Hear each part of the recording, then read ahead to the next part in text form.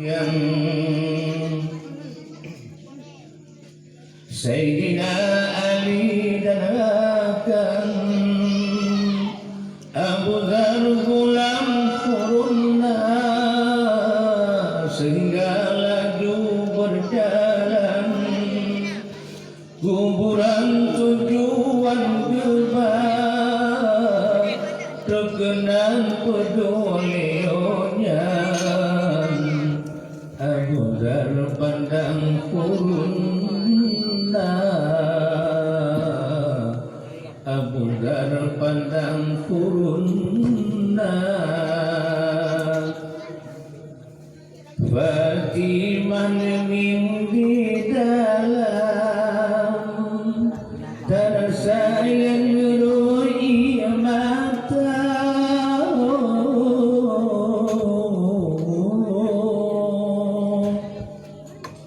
Abu Dhar laju nepesan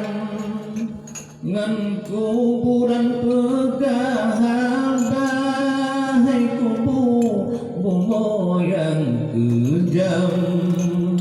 betapa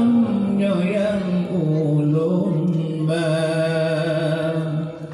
jenazah anak junjungan nyojudo Ali Murtaba Ummi insan beriman hai kuburan tak pelara masanya terkedi Tuhan kuburan di Begahaba kuburan di Begahaba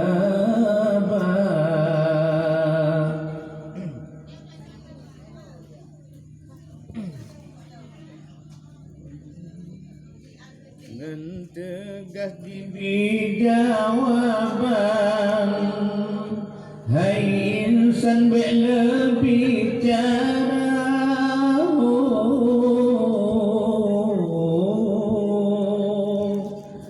nyugulan tempat yang kejam sepot lengan haro-hara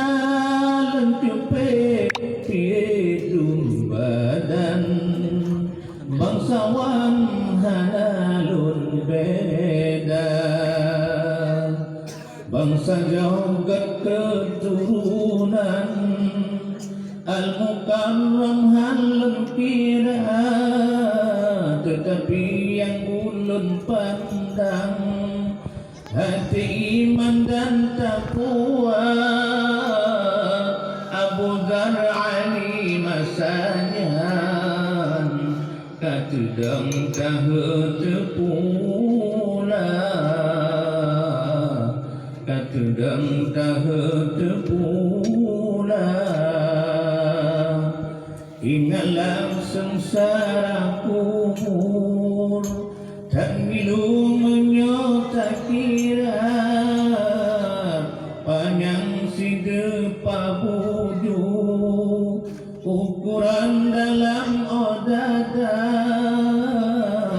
tetap di Bandung terasa pasti nasib tapaban terserah pada Tuhan